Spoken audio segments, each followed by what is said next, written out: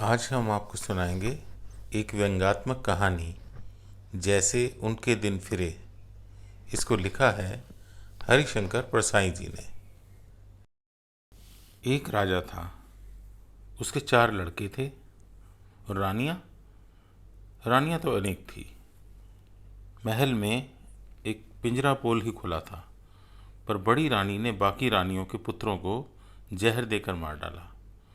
और इस बात से राजा साहब बहुत प्रसन्न हुए थे, क्योंकि वे नीतिवान थे और जानते थे कि चाणक्य का आदेश है राजा अपने पुत्रों को भेड़िया समझे। बड़ी रानी के चारों लड़के जल्दी ही राजगद्दी पर बैठना चाहते थे, इसलिए राजा साहब को बूढ़ा होना पड़ा। एक दिन राजा साहब ने चारों पुत्रों को बुलाकर कहा, पुत्रों, मेरी अब चौथी अवस्था आ गई है। दशरथ ने कान के पास के केश श्वेत होते ही राजगद्दी छोड़ दी थी। मेरे बाल खिचड़ी दिखते हैं, यद्यपि जब खिजाब खुल जाता है तब पूरा सिर श्वेत हो जाता है। मैं संन्यास लूँगा, तपस्या करूँगा। उस लोक को सुधारना है ताकि तुम जब वहाँ आओ तो तुम्हारे लिए मैं राजगद्दी तैयार रख सकूँ। आज मैंने तुम्हें यह बतलाने के लिए बुलाया है कि गद्दी पर 4 के बैठ सकने के लायक जगह नहीं है। अगर किसी प्रकार चारों समा भी गए तो आपस में धक्का मुक्की होगी और सभी गिरोगे। मगर मैं दशरथ सरीखी गलती नहीं करूँगा कि तुम में से किसी एक के साथ पक्षपात करूँ। मैं तुम्हारी परीक्षा लूँगा। तुम चारों ही राज्य के बाहर चले जाओ। ठीक 1 साल बाद इसी फागुन की पूर्णिमा को चारों दरबार में उपस्थित होना। मैं देखूँगा कि इस साल में किसने कितना धन कमाया और कौन सी योग्यता प्राप्त की। तब मैं मंत्री की सलाह से जिसे सर्वोत्तम समझूंगा गद्दी दे दूंगा। जो आज्ञा कहकर चारों ने राजा साहब को भक्तिहीन प्रणाम किया और राज्य के बाहर चले गए। पड़ोसी राज्य में पहुंचकर चारों राजकुमारों ने 4 रास्ते पकड़े और अपने पुरुषार्थ तथा किस्मत को आजमाने चले गए। ठीक 1 साल बाद फागुन की पूर्णिमा को राजसभा में चारों लड़के हाजिर हो गए। राज सिंहासन पर राजा साहब विराजमान थे। उनके पास ही कुछ नीचे आसन पर प्रधानमंत्री बैठे थे। आगे भाट, विदूषक, चाटुकार शोभा पा रहे थे। राजा ने कहा, पुत्रों, आज 1 साल पूरा हुआ और तुम सब यहाँ हाजिर भी हो गए। मुझे उम्मीद थी कि इस 1 साल में तुम में से 3 या बीमारी के शिकार हो जाएंगे और यहाँ कोई एक शेष तीनों को मार डालेगा और मेरी समस्या हल हो जाएगी। पर तुम चारों यहाँ खड़े हो।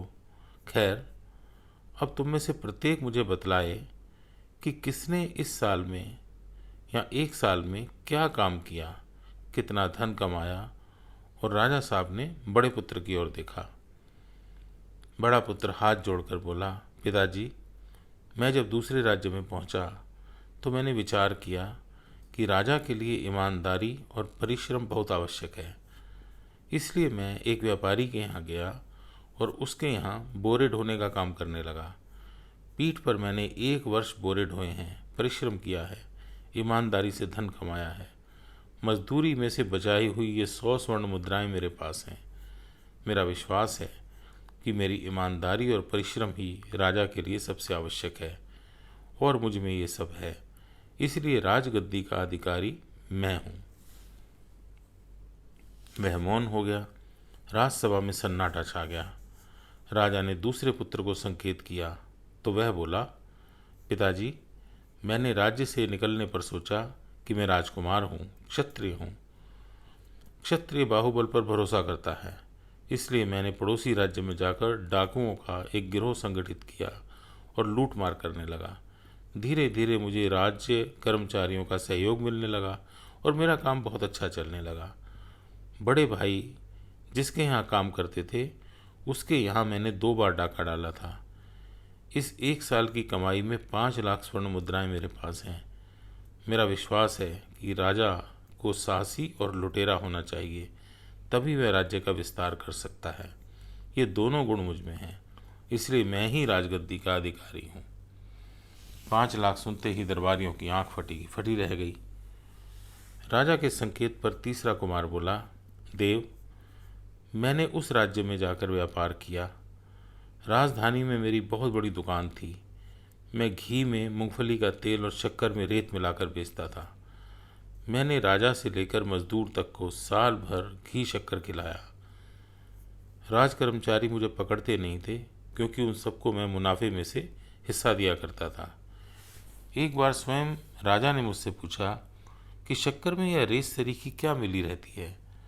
मैंने उत्तर दिया कि हे करुणानिधान, यह विशेष प्रकार की उच्च कोटि की खदानों से प्राप्त शक्कर है, जो केवल राजा महाराजाओं के लिए मैं विदेश से मंगाता हूँ। राजा यह सुनकर बहुत खुश हुए। बड़े भाई जिस सेठ के यहाँ बोरे ढोते थे, वह मेरा ही मिलावटी माल खाता था, और मंझले लुटेरे भाई को भी मूंगफली का तेल मिला घी तथा रेत मिली शक्कर मैंने खिलाई है। मेरा विश्वास है कि राजा को बेईमान और धूर्त होना चाहिए, तभी उसका राज्य टिक सकता है। सीधे राजा को कोई एक दिन भी नहीं रहने देगा। मुझ में राजा के योग्य दोनों गुण हैं, इसलिए गद्दी का अधिकारी मैं हूँ। मेरी 1 वर्ष की कमाई 10 लाख स्वर्ण मुद्राएं मेरे पास हैं। 10 लाख सुनकर दरबारियों की आंखें फटी रह गईं। राजा ने तब सबसे छोटे कुमार की ओर देखा। छोटे कुमार की वेशभूषा और भावभंगिमा तीनों से भिन्न थी। वह शरीर पर अत्यंत सादे और मोटे कपड़े पहने था। पांव और सिर नंगे थे। उसके मुख पर बड़ी प्रसन्नता और आंखों में बड़ी करुणा थी। वह बोला, देव, मैं जब दूसरे राज्य में पहुंचा तो मुझे पहले तो यह सूझा ही नहीं कि क्या करूं। कई दिन मैं भूखा प्यासा भटकता रहा। चलते चलते एक दिन मैं अट्टालिका के सामने पहुंचा। उस पर लिखा था सेवा आश्रम। मैं भीतर गया तो वहाँ 3-4 आदमी बैठे हुए ढेर सी स्वर्ण मुद्राएं गिन रहे थे। मैंने उनसे पूछा, भद्रो, तुम्हारा धंधा क्या है? उनमें से एक बोला, त्याग और सेवा। मैंने कहा, भद्रो, त्याग और सेवा तो धर्म है, ये धंधे कैसे हुए?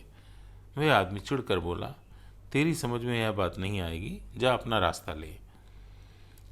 स्वर्ण पर मेरी ललचाई दृष्टि अटकी थी। मैंने पूछा, भद्रो, तुमने इतना स्वर्ण कैसे पाया? वही आदमी बोला, धंधे से। मैंने पूछा, कौन सा धंधा? वह गुस्से में बोला, अभी बताया ना, सेवा और त्याग।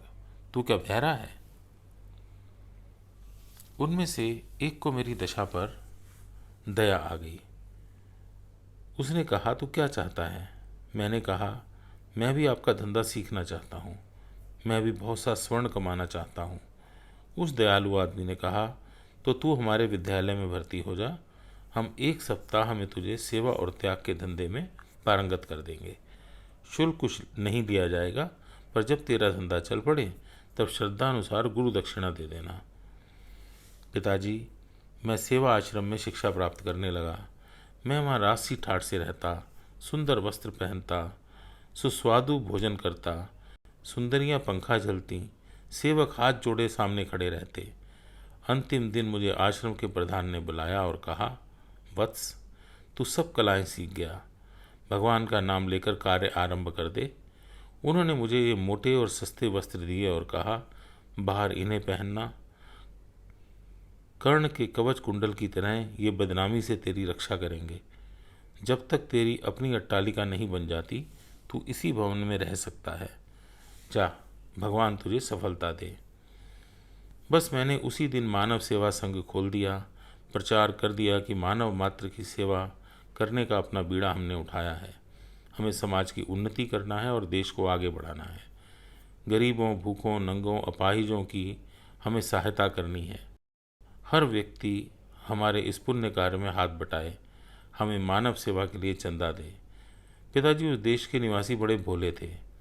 ऐसा कहने से वे चंदा देने लगे। मंझले भैया से भी मैंने चंदा लिया। बड़े भैया के सेठ ने भी दिया और बड़े भैया ने भी पेट काट कर 2 मुद्राएं रख दी।